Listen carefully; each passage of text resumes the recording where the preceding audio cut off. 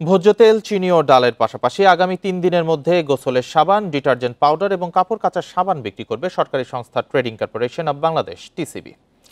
রোববার এক সংবাদ বিজ্ঞপ্তিতে টিসিবি জানায়, শুধুমাত্র ফ্যামিলি কার্ডধারীদের নিয়মিত পণ্যের সঙ্গে এই ৩ পণ্য বিক্রি করা হবে, যা চলবে ১০ই ডিসেম্বর পর্যন্ত।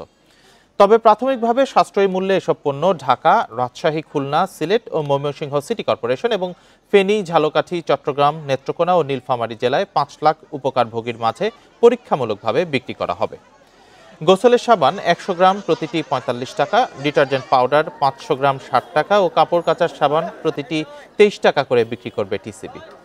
ভোক্তাদের পর্যালোচনার প্রেক্ষিতে পরবর্তীতে সারা দেশে বিক্রি করা হবে বলেও জানায় টিসিবি।